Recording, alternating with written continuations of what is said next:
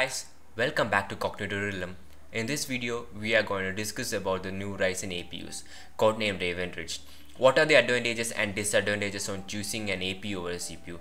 How does this differ and how much performance can we expect?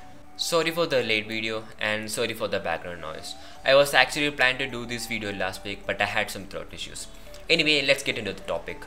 For those who don't know, APU stands for Accelerated Processing Unit, which is in fact a GPU and a CPU glued onto a single chip. The GPUs inside these chips are equal to a low-end discrete card.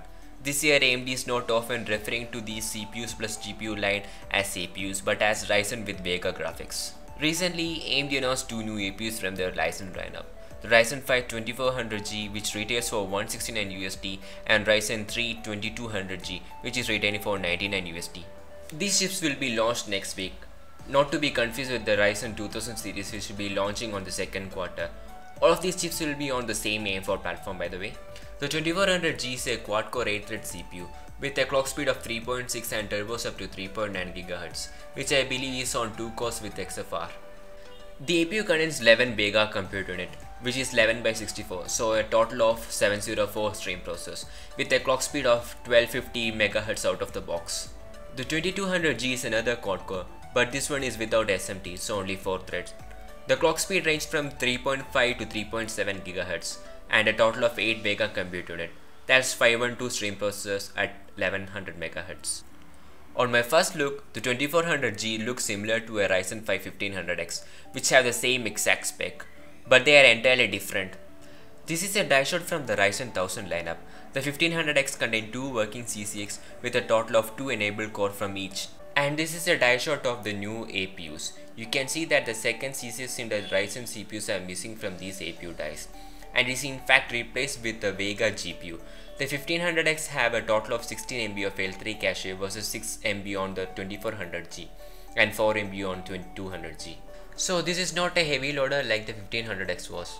The same can be said for the 2200G, which is similarly spec'd as Ryzen 3 1300. Here we have a slide which shows the multi-threading performance of many CPUs from both blue and red team.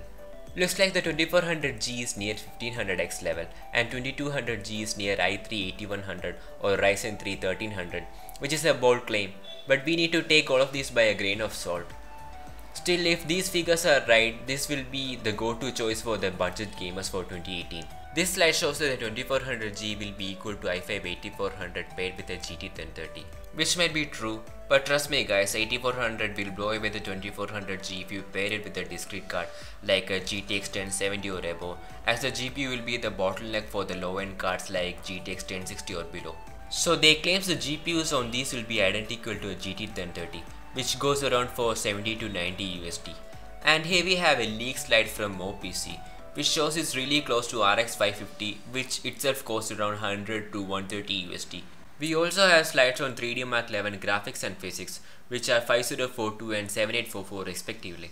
So, how good the APUs will be? We know how good 1500X and 1400 perform CPU wise. I believe 2400G will be on similar level to 1500X. We can expect 2400G to be like 5 to 10% faster than 1400, at least from these graphs by AMD. This will have better RAM compatibility, by the way.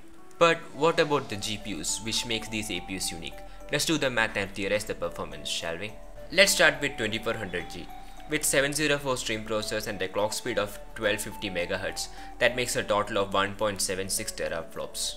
If we are comparing these with the GT 1030, which have 1.12 teraflop, and RX 550 with 1.21 teraflops, 2400G's Vega 11 should outperform these two GPUs.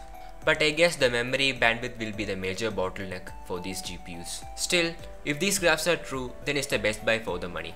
Keep in mind that these are the averages and not the minimums. Plus, these are provided by AMD. Again, take all of this by a grain of salt. Judging from these slides, we can guess that the RAM speed was around 2400 MHz dual channel. So this speed can be achieved by any super budget builders. Now going further with the same slide, we can see that the GPU clocks very high, even up to 1675 MHz. That's a total of 2.35 teraflops, which is near to GTX 1050 Ti compute performance. So we might guess that pairing these with a fast RAM should make it perform near to GTX 1050 level of graphics horsepower. But I don't think it will reach that level. Even if it does, these RAMs will cost a fortune.